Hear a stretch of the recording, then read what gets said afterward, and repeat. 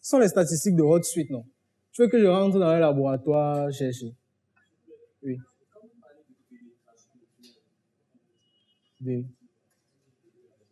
Là, tu es informaticien. Tu es informaticien, tu devrais comprendre en fait lorsqu'on parle de pénétration. Et je l'ai expliqué ici. Lorsqu'on parle de pénétration, ça veut dire, si on suppose qu'ici c'est le Cameroun, n'est-ce pas? Et que la connexion Internet est en train d'arriver jusqu'au Cameroun, combien en termes de pourcentage de personnes ont accès à cette connexion-là? C'est ça qu'on appelle le taux de pénétration. N'est-ce pas? Et là, quand on dit accès à Internet, ça veut dire que la connexion au Cameroun, n'est-ce pas? Il y a tel pourcentage. Maintenant, parmi ce nombre de pourcentages-là, quel sont le nombre de personnes qui utilisent réellement cette connexion? On parle de l'accès à Internet. On simplifie ça la nuance. Donc, il y a 7 millions de personnes approximativement qui utilisent Internet. Et il y a, bon, ces chiffres-ci ont augmenté. Là, on est en janvier 2021. Oui, c'est pas vrai. Ok, on cherchera plus tard. L'économie numérique au Cameroun. Quels sont les défis de l'économie numérique au Cameroun? Quels sont les défis, les principaux défis de l'économie numérique au Cameroun? L'accès à la connexion. Oui. Et tous ces défis-là sont les opportunités. Les formations, le transport,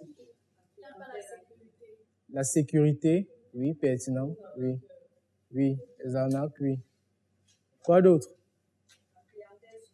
La clientèle fidèle. Seulement que pour fidéliser, il faut y avoir la clientèle.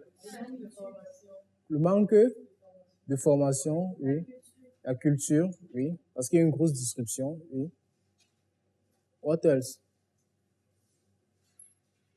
Quoi d'autre?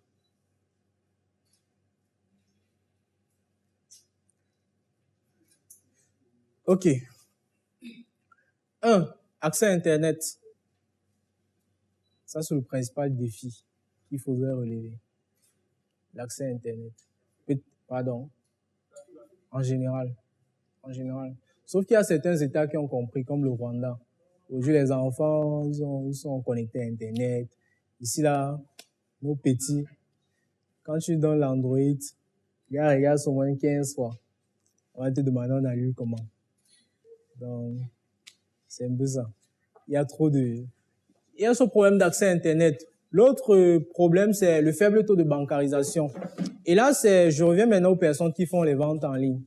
Pourquoi est-ce que le taux de bancarisation est un facteur pertinent dans les mauvais chiffres que vous avez, dans les mauvais résultats que vous avez? Ce que vous devez comprendre, c'est que au Cameroun, le taux de bancarisation est inférieur à 15%. Donc, ça veut dire que sur toute la population camerounaise qui peut avoir une carte bancaire, il n'y a que 15% de cette population-là. Et de ces 15%, il n'y a que 3% qui effectuent les achats en ligne. N'est-ce pas? Maintenant, quelles en sont les causes? C'est tout ce que vous avez énuméré. Les confiances, l'arnaque. Bref, tout ce que vous avez dit là, ça entre dans ça. Le monsieur, il a par exemple dit les contraintes logistiques. Oui, bien évidemment. Et ça a été la principale raison, une des principales raisons de la fermeture de la plateforme Jumia, n'est-ce pas? Oui. Et moi, j'ai été victime en fait de ça. Où quelqu'un t'invite livrer par exemple un habit pendant les fêtes. Parce que en dehors de ça, même étant formateur, j'essaye de mettre en pratique ce que je dis.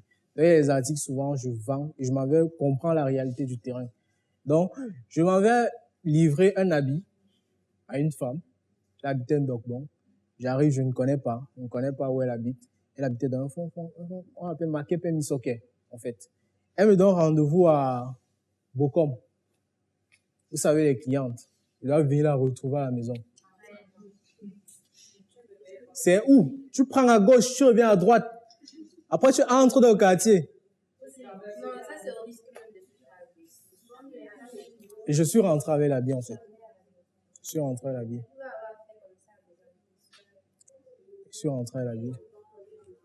Imaginez que quelqu'un a passé la commande, par exemple, sur Jumia, d'un frigo qui coûte des centaines de mille. Il arrive. Un autre problème aussi, c'est que quand les clients arrivent, ils disent que c'est pas bon. Oui, c'est pas ça que j'ai commandé. Le livreur fait comment?